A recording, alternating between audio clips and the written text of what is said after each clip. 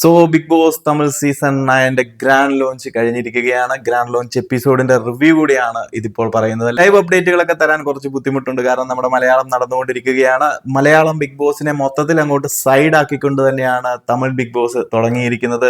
നമ്മുടെ മലയാളം ബിഗ് ബോസിന് സ്വന്തമായിട്ടൊരു ഹൗസ് വന്നു, ഭയങ്കര വലിയൊരു ഹൗസ് ഒക്കെ വന്നു കഴിഞ്ഞപ്പോൾ മലയാളത്തിലാണ് ഈ ഒരു സൗത്ത് ഇന്ത്യയിൽ തന്നെ ബിഗ് ബോസ് ഹൗസിൽ മികച്ചൊരു ഹൗസ് കൊണ്ടുവന്നിരിക്കുന്നത് എന്നൊക്കെ നമ്മൾ പലരും പറഞ്ഞിട്ടുണ്ടായിരുന്നു. അത്രമാത്രം വലിയൊരു ഹൗസ് ആയിരുന്നു മലയാളം ബിഗ് ബോസിന്. എന്നാൽ അതിനെയൊക്കെ പാടെ മാറ്റിക്കൊണ്ട് തമിഴിന്റെ ഒരു വമ്പൻ ഹൗസ് തന്നെയാണ് കൊണ്ടുവന്നിരിക്കുന്നത്. പക്ക ഒരു Hindi style Bigg Boss house ആണ് ഈ ഒരു സീസൺ 9 തമിഴിൽ കൊണ്ടുവന്നിരിക്കുന്നത്. ഭയങ്കര അടിപൊളി ഹൗസ് തന്നെയാണ്. ഒരു ഡാർക്ക് തീമാണ് മൊത്തത്തിൽ കൊണ്ടുവന്നിരിക്കുന്നത്. ഭയങ്കരമായിട്ടൊരു ബ്രൈറ്റ് തീം ഒന്നും അല്ല ഈ ഒരു സീസൺ 9 തമിഴിലേക്ക് വന്നിരിക്കുന്ന ഒരു ഡാർക്ക് തീം തന്നെയാണ്. അതുപോലെ മുൻ സീസണുകളിൽ കണ്ടുവന്നിരുന്ന ആ ഒരു ചെറിയൊരു ആംബിയൻസ് ഒന്നും അല്ല, അത്യാവശ്യം ഒന്ന് വിപുലീകരിച്ചിട്ടുണ്ട്. നല്ലൊരു അറ്റ്മോസ്ഫിയർ ആണ്. അതുപോലെ നമ്മൾ സീസൺ 2 നമ്മുടെ മലയാളത്തിലെ സ്വിമ്മിംഗ് പൂളൊക്കെ ഉണ്ടായിരുന്ന ആ ഒരു സ്വിമ്മിംഗ് പൂളും ഈ ഒരു സീസണിലേക്ക് തമിഴിൽ അവർ കൊണ്ടുവന്നിട്ടുണ്ട്, തിരിച്ചു കൊണ്ടുവന്നിട്ടുണ്ടെന്ന് തന്നെ നമുക്ക് പറയാം. സീസൺ 2 ആ ഒരു സ്വിമ്മിംഗ് പൂൾ ഇരുന്ന പോർഷനിൽ തന്നെയാണ് ഇപ്പോൾ സീസൺ 9 തമിഴിൽ സ്വിമ്മിംഗ് പൂൾ കൊണ്ടുവന്നിരിക്കുന്നത്. ആദ്യ സീസണുകളിലൊക്കെ സ്വിമ്മിംഗ് പൂൾ ഉണ്ടായിരുന്നു തമിഴിലും. എന്താണെങ്കിലും ഈ ഒരു സീസണിൽ സ്വിമ്മിംഗ് പൂളും അവർക്ക് തിരിച്ചു വന്നിട്ടുണ്ട്. ഹൗസിനെ കമ്പയർ ചെയ്ത് നോക്കിക്കഴിയുമ്പോൾ വലിയൊരു ഹൗസ് നമ്മുടെ ആണെന്നുണ്ടെങ്കിൽ പോലും വെറൈറ്റി ആയിട്ടൊരു ഹൗസ് നമുക്ക് തമിഴിൽ കാണാൻ സാധിച്ചു. ഭയങ്കര ഡാർക്ക് ആംബിയൻസിൽ, അതുപോലെ തന്നെ ഗാർഡൻ ഏരിയ ഒക്കെ കുറച്ച് ചെറുതാണ്, എന്നാൽ ഹൗസിനുള്ളിലാണെന്നുണ്ടെങ്കിലും അത്യാവശ്യം ഡിഫറൻസ് ഉണ്ട്. 2 ബെഡ്റൂമുകളാണ് ഈ ഒരു സീസണിലേക്ക് തമിഴിൽ കൊണ്ടുവന്നിരിക്കുന്നത്. ഒന്ന് നോർമൽ ബിഗ് ബോസ് ഏരിയ എന്ന് പറഞ്ഞുകൊണ്ടുള്ള ഒരു ഏരിയയും, അതുപോലെ തന്നെ ഭയങ്കരമായിട്ട് സൂപ്പർ ഡിലക്സ് എന്ന് പറയുന്ന മറ്റൊരു ഏരിയയും കൂടെ. അതായത് നമ്മുടെ കഴിഞ്ഞ ഒരു സീസണിൽ നമുക്കറിയാം നമ്മുടെ പവർ റൂം ഒക്കെ ഉണ്ടായിരുന്നു, അതിന്റെ മറ്റൊരു രീതിയാണ് ഇപ്പൊ തമിഴിൽ കൊണ്ടുവന്നിരിക്കുന്നത്. തമിഴിൽ കഴിഞ്ഞ 2 സീസണുകളായിട്ട് നമുക്കറിയാം, ഒന്ന് പെരിയ വീട് ചിന്ന വീട് എന്ന് പറഞ്ഞ് 2 രീതിയിലുള്ള ഒരു കൺസെപ്റ്റ് കൊണ്ടുവന്നു. അതുപോലെ തന്നെ കഴിഞ്ഞ ഒരു സീസണിൽ ബോയ്സ് വേഴ്സസ് ഗേൾസ് എന്ന് പറഞ്ഞൊരു കൺസെപ്റ്റ് കൊണ്ടുവന്നു. ഈ സീസണിലും അതുപോലെ തന്നെ ഒരു കൺസെപ്റ്റിൽ തന്നെയാണ് പോയിരിക്കുന്നത്. എത്രത്തോളം ബലവത്താകുമെന്ന് എനിക്കറിയില്ല. സോ സൂപ്പർ ഡിലക്സ് ഏരിയയിൽ എല്ലാ സുഖ സൗകര്യങ്ങളും കൂടി കുറച്ച് പേരും, അതുപോലെ തന്നെ നോർമലായിട്ട് നിൽക്കുന്നിടത്ത് കുറച്ച് പേരും, അതായത് കഴിഞ്ഞ സീസണിൽ തമിഴിലാണെന്നുണ്ടെങ്കിൽ ബോയ്സ് വേഴ്സസ് ഗേൾസ് എന്ന് പറയുമ്പോൾ 2 സൈഡിലും 2 രീതിയിലുള്ള ഇത് വരുന്നുണ്ടായിരുന്നു. പിന്നെ ചിന്ന വീട് പെരിയ വീട് എന്ന് പറയുമ്പോൾ അങ്ങനെ പെരിയ വീട്ടിൽ എല്ലാ സൗകര്യങ്ങളും ഉണ്ട്, ചിന്ന വീട്ടിൽ ചെറിയൊരു ലോക്കൽ സെറ്റപ്പും. അതിന്റെ മറ്റൊരു ഭാഗം തന്നെയാണിത്. നമ്മുടെ സീസൺ 6 ഉണ്ടായിരുന്ന പവർ ഹൗസ് അല്ലെ, പവർ റൂമിലുണ്ട് അവർക്ക് എല്ലാ സുഖ സൗകര്യങ്ങളും, അതുപോലെ ബാക്കിയുള്ളവർക്ക് ഇന്ന സുഖ സൗകര്യങ്ങളും കാര്യങ്ങളും ഒന്നും ഇല്ലാത്ത ഒരു രീതിയും. അത് 2ഇടത്തും പൊളിഞ്ഞു പോയിരുന്നു. തമിഴിലും മലയാളത്തിലും ഇതുപോലെയുള്ള പല തീമുകൾ കൊണ്ടുവന്ന് പൊളിഞ്ഞു പോയിരുന്നു. എന്താണെങ്കിലും തമിഴിൽ അങ്ങനെ ഒരു തീമാണ് ഈ പ്രാവശ്യം കൊണ്ടുവന്നിരിക്കുന്നത്. ബട്ട് ഹൗസ് ഒക്കെ അടിപൊളി ഹൗസാണ്. ഭയങ്കര ഡാർക്ക് തീം ഒരു എഫക്റ്റ് ഉണ്ടെങ്കിൽ പോലും നമ്മുടെ കിച്ചൺ ഏരിയ ഒക്കെ എടുത്തിട്ട് സെൻട്രലിൽ കൊണ്ടുവന്ന് വെച്ചിരിക്കുകയാണ്. നമ്മുടെ ഡൈനിങ് ഏരിയയും കിച്ചണും കൂടെ സെൻട്രലാണ് കൊണ്ടുവന്ന് വെച്ചിരിക്കുന്നത്. സെൻട്രൽ റൗണ്ട് ഷേപ്പിൽ ഒരു കിച്ചണ്, അതിന് ചുറ്റുമായിട്ടാണ് ഡൈനിങ്ങിനുള്ള സീറ്റും കാര്യങ്ങളും ഒക്കെ ഒരുക്കിയിരിക്കുന്നത്. എന്നിട്ട് നമ്മുടെ TV വെച്ചിരിക്കുന്ന ലിവിംഗ് റൂം എന്ന് പറയുന്നത് കിച്ചൺ ഇരുന്ന ആ ഒരു സൈഡിൽ കൊണ്ടുപോയിട്ട് ലിവിംഗ് റൂം വെച്ചിരിക്കുകയാണ്.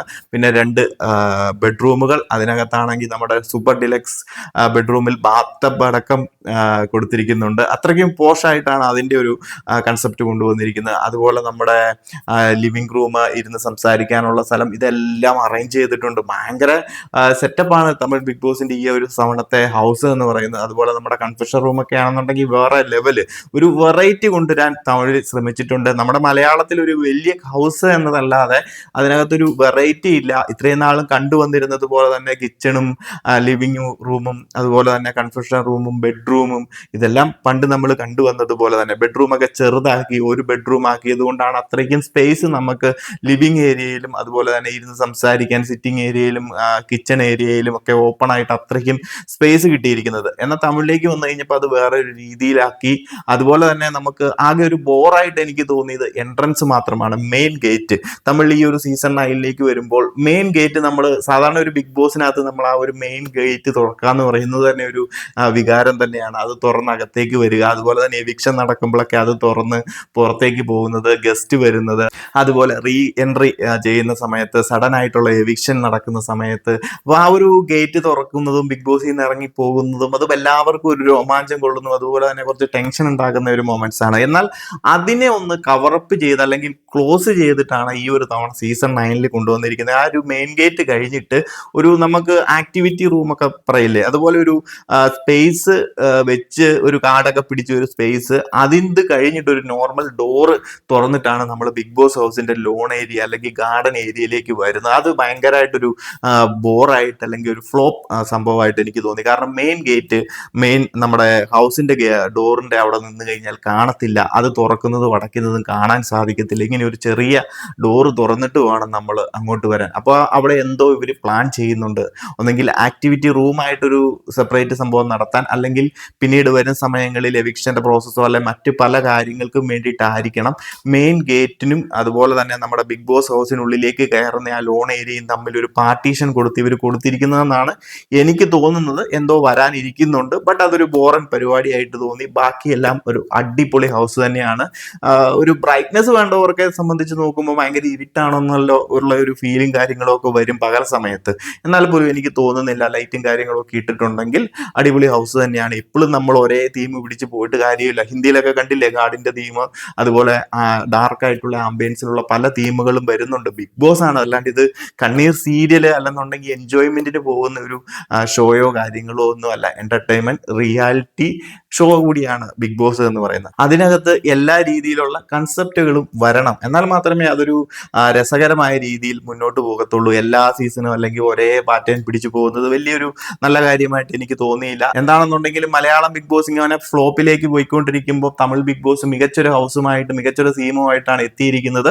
പിന്നെ ഈ ഒരു സൂപ്പർ ഡീലക്സ് പോർഷനും അല്ലെങ്കിൽ നോർമൽ ഏരിയ പാർട്ടീഷനൊക്കെ കൊടുത്തിട്ടുള്ള ഒരു കൺസെപ്റ്റ് വർക്കൗട്ട് ആവുകയില്ല എന്നൊക്കെ വരും ദിവസങ്ങളിൽ നമുക്ക് കാണാം. വിജയ് സേതുപതിയുടെ രണ്ടാമത്തെ സീസണാണ്.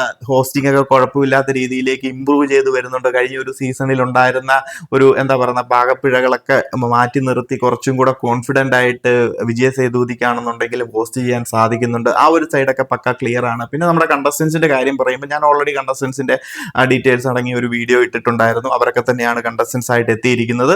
കുഴപ്പമില്ല, നല്ലൊരു മികച്ച ക്രൂ തന്നെയാണ് ഈ പ്രാവശ്യം എത്തിയിരിക്കുന്നത്. പിന്നെ ബാക്കിയൊക്കെ അവരുടെ ഗെയിമും ഓരോ ടാസ്കുകളിൽ അവർ പെർഫോം ചെയ്യുന്ന രീതിയൊക്കെ എങ്ങനെയാണെന്നനുസരിച്ചിരിക്കും. കുഴപ്പമില്ലാത്തൊരു യങ്സ്റ്റേഴ്സ് ആയിട്ടുള്ള കണ്ടസ്റ്റൻസ് ഉണ്ട്, കുറച്ച് ഏജ്ഡ് ആയിട്ടുള്ള കണ്ടസ്റ്റൻസ് ഉണ്ട്. മെയിൽ ആണെങ്കിലും ഫീമെയിൽസ് ആണെന്നുണ്ടെങ്കിലും കുറച്ച് വൈബ്രന്റ് ആയിട്ടുള്ള കണ്ടസ്റ്റൻസ് ഒക്കെ തന്നെയാണ് ഈ ഒരു സീസണിൽ എത്തിയിരിക്കുന്നത്. പിന്നെ വലിയ പരിചയമുള്ള കണ്ടസ്റ്റൻസ് വളരെ കുറവാണെന്ന് മാത്രം. സീസൺ 8 സംബന്ധിച്ച് കുറെ അധികം കണ്ടസ്റ്റൻസിനെ നമുക്ക് അറിയാമായിരുന്നു, പരിചയം അധികം ഉണ്ടായിരുന്നു. എന്നാൽ ഈ ഒരു സീസണിലേക്ക് വന്നു കഴിഞ്ഞപ്പോൾ വിരലിൽ എണ്ണാവുന്ന കണ്ടസ്റ്റൻസിനെ മാത്രമേ എനിക്ക് പേരെങ്കിലും കേട്ട് പരിചയമുള്ളൂ. അപ്പൊ നിങ്ങൾക്കറിയാവുന്ന കണ്ടസ്റ്റൻസ് ഒക്കെ ഉണ്ടോ എന്ന് അറിയില്ല. തമിഴ് ഷോകളും അതുപോലെ തന്നെ സോഷ്യൽ മീഡിയകളൊക്കെ കണ്ടിന്യൂസ്ലി ഫോളോ ചെയ്യുന്നവർക്കൊക്കെ അറിയാമായിരിക്കും. എന്നാൽ പോലും എനിക്ക് അധികം കണ്ടസ്റ്റൻസുമായിട്ട് പരിചയം വരുന്നില്ല. അതുപോലെ ഒരു മലയാളി കണ്ടസ്റ്റൻസും ഈ ഒരു തവണയും ഉണ്ട്. കഴിഞ്ഞ ഒരു സീസണിലും മലയാളി ആയിട്ടുള്ള കണ്ടസ്റ്റന്റ് ഉണ്ടായിരുന്നു. സോ നമുക്ക് ഈ ഒരു സീസണിലെ കണ്ടസ്റ്റൻസ് എന്ന് പറയുന്നത് ഞാൻ ഓടിച്ചു പറയാൻ കാരണം ഞാൻ ഓൾറെഡി കണ്ടസ്റ്റൻസിന്റെ ലിസ്റ്റും കാര്യങ്ങളും ഒക്കെ പറഞ്ഞിട്ടുണ്ടല്ലോ. ആ കൂട്ടത്തിൽ തന്നെ ജസ്റ്റ് അവരെങ്ങനെയുണ്ടെന്നും കൂടെ ഞാൻ പറയാം. ആദ്യം തന്നെ നമ്മുടെ ഡോക്ടർ ദിവാകർ, ഒരു social media water melon star എന്നൊക്കെ പറയുന്ന ഒരു കണ്ടസ്റ്റന്റ് ആണ്. അത്യാവശ്യം വെറുപ്പിക്കാനൊക്കെ ഉള്ള സാധ്യതകളുണ്ട് ഈ ഒരു സീസണിലേക്ക് വരുമ്പോൾ. അതുപോലെ തന്നെ അരോര സിംഗ്ലെയർ, ഒരു സോഷ്യൽ മീഡിയ ഇൻഫ്ലുവൻസർ അല്ലെങ്കിൽ വീഡിയോ ക്രിയേറ്റർ, കണ്ടന്റ് ക്രിയേറ്റർ, കുറച്ച് hot photos hot video creation ഒക്കെ ആയിട്ടാണ് സോഷ്യൽ മീഡിയയിൽ ആള് ഒന്ന് തരംഗമായി മാറിയിരിക്കുന്നത്. നമ്മുടെ കഴിഞ്ഞ ഒരു സീസണിലെ നമ്മുടെ റിയ ത്യാഗരാജന്റെ ഫ്രണ്ട് കൂടിയാണ് അരോര സിംഗ്ലെയർ. സോ കുഴപ്പമില്ല, നമുക്ക് നോക്കാം. ഗെയിമും കാര്യങ്ങളും ഒക്കെ കണ്ട് മനസ്സിലായതിനു ശേഷം മാത്രമേ നമുക്ക് വിലയിരുത്താൻ സാധിക്കത്തുള്ളൂ. ബട്ട് കോൺട്രാവേഴ്സി ടോപ്പിക്കുകളൊക്കെ ഉൾപ്പെട്ട് ബിഗ് ബോസിലേക്ക് വന്നതുകൊണ്ട് തന്നെ നമുക്ക് പ്രേക്ഷകരൊക്കെ അങ്ങോട്ടും ഇങ്ങോട്ടും എന്ന രീതിയിലും നിൽക്കാം. അതുപോലെ തന്നെ തരംഗമായി നിൽക്കുന്നതുകൊണ്ട് സപ്പോർട്ട് വരാം. അതുപോലെ തന്നെ എല്ലാവരുടെ ഉള്ളിൽ ഒരു ഹേറ്റ് വരാനുള്ള സാധ്യതയുമുണ്ട്. സോ അരോര സിംഗ്ലെയർ, അതുപോലെ തന്നെ FJ അതിശയം ആർട്ടിസ്റ്റ് ആയിട്ടുള്ള FJ ഫെഡറിക് ജോൺസൺ അങ്ങനെ എന്തോ ആണെന്ന് തോന്നുന്നു ആളുടെ പേര്. ആളൊരു യങ് കാറ്റഗറിയിൽ വരുന്ന ഒരു ആർട്ടിസ്റ്റ് ആണ്. നമ്മുടെ കഴിഞ്ഞ ഒരു സീസണിലെ VJ വിശാലിന്റെ ഒരു രൂപ സാദൃശ്യമൊക്കെ ഉണ്ട്. അപ്പം യങ് ആയതുകൊണ്ട് തന്നെ ഭയങ്കര വൈബ്രന്റ് ആയിട്ട് നടപ്പുണ്ട്. അപ്പോൾ എത്രത്തോളം അത് ഈ ഒരു സീസണിൽ ഉപകാരമാകും എന്നൊക്കെ നമുക്ക് നോക്കാം. അടുത്ത് VJ പാർവതി, ഒരു ബോൾഡ് ആയിട്ടുള്ള ഒരു ലേഡി ആർട്ടിസ്റ്റ് ആണ്, നമുക്ക് നോക്കാം. അതുപോലെ തന്നെ കനി തിരു ആർട്ടിസ്റ്റും അതുപോലെ തന്നെ കുക്ക് വിത്ത് കോമാളി സീസൺ 2 വിന്നറൊക്കെ ആയതുകൊണ്ട് അത്യാവശ്യം ഓഡിയൻസിന്റെ സപ്പോർട്ടുകളൊക്കെ കിട്ടാൻ സാധ്യതയുണ്ട്. ഓൾറെഡി ഒരു ഓഡിയൻസിന് അറിയാം. സോ നമ്മുടെ സീരിയൽ പ്രേക്ഷകർക്കൊക്കെ ഒരു സപ്പോർട്ട് ഈ ഒരു ഖനി എന്ന് പറയുന്ന കണ്ടസ്റ്റന്റ് ഉണ്ടാകാൻ സാധ്യതയുണ്ട്. പിന്നെ ഒരു തുഷാർ, വീഡിയോ ക്രിയേറ്റർ ആയിട്ടുള്ള തുഷാർ, ഒരു കൊറിയൻ ഔട്ട്ലുക്ക് ഒക്കെ ഉള്ള തുഷാർ ചെന്നൈയിൽ തന്നെയാണ്, തമിഴനാണ്. ബട്ട് തുഷാർ വന്നിട്ടുണ്ട്, ഒരു യങ് പേഴ്സൺ കൂടി ആയതുകൊണ്ട് നമുക്ക് ഗെയിമിലും ടാസ്കുകളിലും ഒക്കെ ആക്റ്റീവ് ആകുമെന്ന് കരുതാം. അതുപോലെ തന്നെ സബരിനാഥൻ ആക്ടർ, സീരിയൽ ആക്ടർ ആയതുകൊണ്ട് തന്നെ തമിഴ് ഓഡിയൻസിന്റെ കയ്യിലെടുക്കാനൊക്കെ സാധിക്കും. ആക്ട്രസ് ആയിട്ടുള്ള ആതിരേയി സൗന്ദരരാജൻ, അതുപോലെ തന്നെ പ്രവീൺ ഗാന്ധി ഫിലിം ഡയറക്ടർ ആയിട്ടുള്ള ആൾ വന്നപ്പോൾ തന്നെ കുറച്ച് വെറുപ്പിച്ച് തുടങ്ങിയിട്ടുണ്ട്. അടുത്തത് ഗാന വിനോദ്, കഴിഞ്ഞ ഒരു സീസണിലെ നമ്മുടെ ജെഫ്രീനെയൊക്കെ പോലെ തന്നെ ഒരു പാട്ടുകാരനായിട്ടുള്ള ഗാന വിനോദ്. പക്ഷേ ജെഫ്രിയുടെ ആ ഒരു യങ് വൈബ്രൻസും കാര്യങ്ങളൊക്കെ കിട്ടുമോ, പ്രേക്ഷകർക്ക് ഇഷ്ടമാവുമോ ഇല്ലയോ എന്നൊന്നും അറിയത്തില്ല. വരും ദിവസങ്ങളിൽ നമുക്ക് നോക്കാം. അടുത്തത് നമ്മുടെ കണ്ടന്റ് ക്രിയേറ്റർ ഒക്കെ ആയിട്ടുള്ള രമ്യ ജോ, അറിയില്ല, വരും ദിവസങ്ങളിൽ നോക്കാം. അതുപോലെ തന്നെ വിജയ് നന്ദിനി. അടുത്ത ഒരു കണ്ടസ്റ്റന്റ് എന്ന് പറയുന്നത് സുബിഷ്ക, നമ്മുടെ നോർമൽ കോമൺ പീപ്പിൾസിന്റെ വ്ളോഗ് ഒക്കെ ആയിട്ട് സോഷ്യൽ മീഡിയ കൈകാര്യം ചെയ്യുന്ന ഒരു കണ്ടസ്റ്റന്റ് ആണ്. ആർട്ടിസ്റ്റ് ആയിട്ടുള്ള പ്രവീൺ രാജ്, അതുപോലെ തന്നെ യങ് ആക്ടർ ആയിട്ടുള്ള കമറുദ്ദീൻ. അപ്പോൾ യങ്സ്റ്റേഴ്സിന്റെ ഇടയിലൊക്കെ ഒരു ചലനം സൃഷ്ടിക്കാനുള്ള സാധ്യതകളുണ്ട്. അതുപോലെ ഒരു ട്രാൻസ് വുമൺ ആയിട്ടുള്ള മലയാളി കൂടിയായിട്ടുള്ള അപ്സര CJ. അപ്പം മലയാളി ഓഡിയൻസിന്റെ സൈഡിൽ നിന്നും അതുപോലെ തന്നെ ട്രാൻസ് വുമൺ ആയതുകൊണ്ട് തന്നെ LGBTQ കമ്മ്യൂണിറ്റിയിൽ നിന്നൊക്കെയുള്ള സപ്പോർട്ട് കിട്ടാനുള്ള സാധ്യതയുണ്ട്. അടുത്തത് വിയാന, മോഡലും ആക്ട്രസ് ഒക്കെ ആയിട്ടുള്ള വിയാന. കഴിഞ്ഞ ഒരു സീസണിലെ സൗന്ദര്യയെ പോലെ കുറച്ച് കൊഞ്ചലും അതുപോലെ തന്നെ ക്യൂട്ട്നെസ് ഓവർലോഡ് എന്നൊക്കെ പറയാവുന്നത് പോലെയാണ് വിയാനയുടെ കാര്യം. വന്നപ്പോൾ തൊട്ട് ക്യൂട്ട്നെസ് വാരി വിതറി അങ്ങോട്ട് തുടങ്ങിയിട്ടുണ്ട്. നമ്മുടെ എൻട്രി ടൈം തൊട്ട് വിജയ് സേതുപതിയുടെ പരിചയപ്പെടൽ സമയത്ത് തൊട്ട് ക്യൂട്ട്നെസ് വാരി വിതറുകയാണ്. ഹൗസിനുള്ളിൽ കയറിയപ്പോഴും വാരി വിതറുകയാണ്. അത് എത്രത്തോളം വർക്കൗട്ട് ആവുമോ ഇല്ലയോ എന്ന് നമുക്ക് നോക്കാം. എന്താണെങ്കിലും ക്യൂട്ട്നെസ് ഓവർലോഡിനൊക്കെ ഇഷ്ടം പോലെ ആരാധകർ ഉള്ളത് കൊണ്ട് പിന്നെ കുഴപ്പമില്ല. കഴിഞ്ഞ സീസണുകളിൽ എല്ലാം കോപ്പി അടിച്ച് വരുന്ന പല കണ്ടസ്റ്റൻസ് ആണ്. എല്ലാവരുടെയും ആറ്റിറ്റ്യൂഡും സ്റ്റൈലും ഒക്കെ കോപ്പി അടിച്ച് ഈ ഒരു സീസണിലേക്ക് കൊണ്ടുവന്ന് ഫലപ്രദമാക്കുക എന്നതാണ് ഇപ്പോഴത്തെ ബിഗ് ബോസ് കണ്ടസ്റ്റൻസിന്റെ ഒരു പ്രധാന ഹോബി എന്ന് പറയുന്നത്. സോ നമുക്ക് നോക്കാം അത് വെറുപ്പിച്ച് ഒരു ക്യൂട്ട്നെസ് ആയി പോകുമോ എന്നൊക്കെ. അടുത്തത് കേമി, TV ഷോസിലൊക്കെ ഉണ്ട് ആക്ട്രസ് ആയിട്ടുള്ള കേമി. തമിഴ് ഓഡിയൻസിനൊക്കെ നല്ല പരിചയമുണ്ട്. അടുത്തത് വിക്രം, കൊമേഡിയൻ ആയിട്ടുള്ള വിക്രം. കുഴപ്പമില്ല, എനിക്കിപ്പോൾ നമ്മൾ കണ്ടുപരിചയമില്ലാത്ത ഒരാളാണ്. ബട്ട് കൊമേഡിയൻ ആയതുകൊണ്ട് തന്നെ നമുക്ക് നോക്കാം. ആളുടെ സ്ട്രോങ് ഒപ്പീനിയൻസ് ഒക്കെ അനുസരിച്ചിരിക്കും നിന്ന് പോകുന്നത്. അടുത്തത് നമ്മുടെ റിലീജിയസ് കൺസെപ്റ്റുമായിട്ട് വരുന്ന അക്കോരി കലായി രാസൻ. ആളും എങ്ങനെയുണ്ടെന്ന് നമുക്ക് അടുത്ത ദിവസങ്ങളിലൊക്കെ നോക്കിയാൽ മാത്രമേ അറിയാൻ സാധിക്കത്തുള്ളൂ. സോ ഇത്രയൊക്കെയാണ് കണ്ടസ്റ്റൻസും അവരുടെ ഒരു എന്താ പറയുന്നത്, ഞാൻ പ്രതീക്ഷിക്കുന്നതും അവർ മുന്നോട്ട് എന്തൊക്കെ ആയിരിക്കും എന്നുള്ള കാര്യങ്ങൾ. സോ ഈ ഒരു സീസണിലേക്ക് എല്ലാവരും എൻ്റർ ചെയ്ത് കഴിയുമ്പോൾ തന്നെ ബിഗ് ബോസിന്റെ വക ഒരു ടെസ്റ്റും കാര്യങ്ങളും ഒക്കെ കൊടുക്കുന്നുണ്ട്. എല്ലാവരെയും ഇരുത്തി കാര്യങ്ങളൊക്കെ പറയുന്നുണ്ട്. എൻ്റർ ചെയ്ത് വരുമ്പോൾ തന്നെ വെള്ളം നിലവിൽ ആർക്കും തന്നെ ഇല്ല. ബാത്റൂമിലെ ആ ഒരു ഫ്ലഷിനകത്ത് മാത്രമുള്ള വെള്ളം മാത്രമേ ഉള്ളൂ. കുടിക്കാനും മറ്റാവശ്യങ്ങൾക്കുമുള്ള വെള്ളം ബിഗ് ബോസ് പറയുന്നത് വരെ പുറത്തൊരു ടാങ്ക് വെച്ചിട്ടുണ്ട്. ആ ഒരു ടാങ്കിനുള്ളിൽ വരുന്ന വെള്ളം മാത്രമായിരിക്കും എല്ലാവർക്കും എന്നാണ് ബിഗ് ബോസ് പറഞ്ഞിരിക്കുന്നത്. അതൊരു ടെസ്റ്റ് ആയിട്ടാണ് കൊടുത്തിരിക്കുന്നത്. ഒരു ടാങ്കും കാര്യങ്ങളും പുറത്ത് വെച്ചിട്ടുണ്ട്. അതുപോലെ തന്നെ മലയാളത്തിൽ ഈ ഒരു സീസൺ തുടങ്ങുന്ന സമയത്ത് ഒരു റേസിംഗ് ടാസ്ക് ഒക്കെ നടത്തി നമ്മൾ ഏറ്റവും കൂടുതൽ സമയത്തിനുള്ളിൽ ആ ടാസ്ക് കംപ്ലീറ്റ് ചെയ്തവർക്ക് ഒരു ബാഡ്ജൊക്കെ കൊടുത്തായിരുന്നു അകത്തേക്ക് വിട്ടത്. അതുപോലെ തന്നെ തമിഴിലും ഈ ഒരു തവണയും ബാഡ്ജൊക്കെ കൊടുത്താണ് അകത്തേക്ക് വിട്ടിരിക്കുന്നത്. ആ ബാഡ്ജ് കൊടുക്കുന്നത് എങ്ങനെയാണെന്ന് വെച്ച് കഴിഞ്ഞാൽ റെഡ് അതുപോലെ തന്നെ ബ്ലൂ, ഈ 2 കളറിലുള്ള ബാഡ്ജ് നമുക്ക് ഇഷ്ടമുള്ളവർക്ക് ഇഷ്ടമുള്ള കളറിലുള്ള ബാഡ്ജ് തിരഞ്ഞെടുത്ത് അവർക്ക് അകത്തേക്ക് പോകാം. അതിനെ അടിസ്ഥാനമാക്കിയായിരുന്നു അതിനുള്ളിൽ പോയിട്ട് നമ്മുടെ BB ഹൗസിനുള്ളിലെ ആ സൂപ്പർ ഡിലക്സ് ഏരിയയും അല്ലെങ്കിൽ നോർമൽ ഏരിയയും തിരഞ്ഞെടുക്കുന്നത്. സോ 7 കണ്ടസ്റ്റൻസ് ആണ് നമ്മുടെ നീല ബാഡ്ജ് തിരഞ്ഞെടുത്തിരിക്കുന്നത്. ഏറ്റവും കൂടുതൽ ബാഡ്ജിട്ടുള്ള ചുമന്ന ബാഡ്ജ് തിരഞ്ഞെടുത്തിരിക്കുന്നത് ബാക്കി 13 കണ്ടസ്റ്റൻസും തിരഞ്ഞെടുത്തിട്ടുണ്ട്. സോ ഈ നീല ബാഡ്ജ് ഉള്ളവർക്കായിരിക്കും സൂപ്പർ ഡിലക്സ് ഏരിയ ഇപ്പോൾ ഉപയോഗിക്കാൻ പറ്റുന്ന. അവരേക്ക് മറ്റാർക്കും പ്രവേശനമില്ല.